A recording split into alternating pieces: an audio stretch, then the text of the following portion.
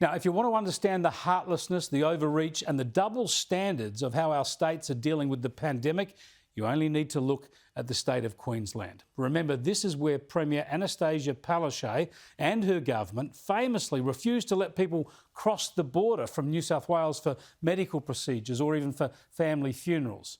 Now they've topped that. An Australian couple, Moe and Sarah Haidar, were quarantining in Brisbane on their way back to Melbourne from living overseas. Sarah was pregnant and because of complications ended up having an early emergency C-section. Moe was not allowed to be there for the birth because of quarantine restrictions, not even join in by video link. And the couple are still in quarantine and unbelievably haven't been united with their baby boy Ilyas. They're being kept apart from their baby son because of quarantine restrictions, despite the fact, get this, despite the fact they are both fully vaccinated and they've both tested negative twice. Moe Haidar joins me from hotel quarantine via Skype now. Mo, I saw your chat with Paul Murray last week. Everyone watching that would have felt so sorry for you.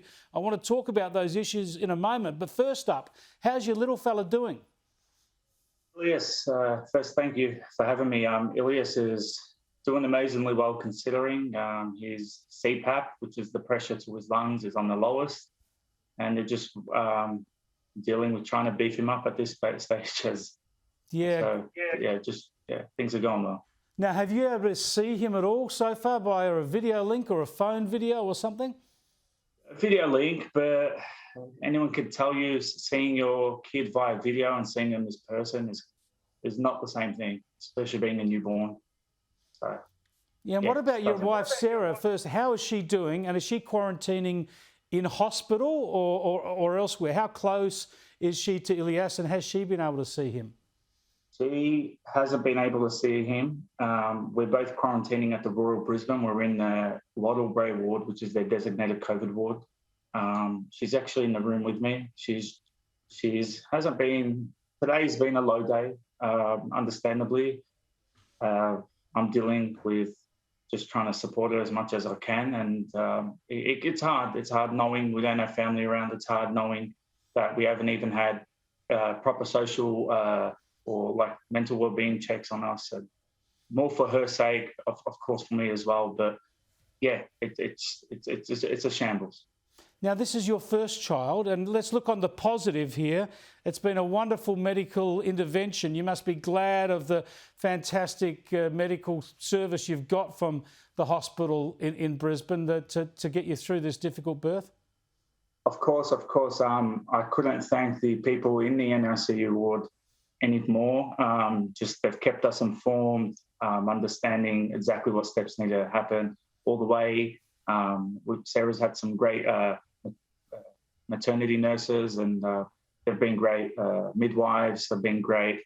It's the protocols, the procedures that are forcing all these nurses to take all these drastic steps, and which is making us live in a hell the past 7 days. Yeah, it's just terrible. Both you and Sarah have been vaccinated before you came into Australia. You've both tested negative twice. You may as well have not got vaccinated for the trouble they've put you through. You must be counting down the hours and the days. Tell me, when do you and Sarah actually get to see little baby Ilyas and actually cuddle him for the first time? Tomorrow night, 5:40 is my quarantine time, which is over, so we're free to go see him. And I've said to other people, dare anyone try to stop us at that stage.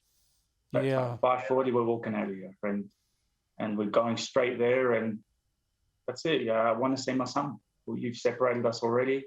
Like you said, there's so many double standards out there, so many examples of double standards where people in the government get one set of rules and us people at the bottom get another set of rules. It's disgusting. Well, it is terrible. We're on your side. I think the Queensland government has treated you appallingly. On the bright side, though, if you're getting to see baby Ilyas tomorrow night, when you're ready to go down to Melbourne, hopefully to see all your family, hopefully the lockdown will be, the restrictions will be lifted a bit there and you'll be able to catch up with everyone in Melbourne later in the week. Yeah, that's it. We're just hoping. We still need to stay in Queensland for a long time, a fair bit till his health catches up. Yeah. Well, good luck to you, Mo. Thanks for talking to us, and we'll be in touch. And just good luck. I know you won't be able to sleep thinking about 5:40 tomorrow night.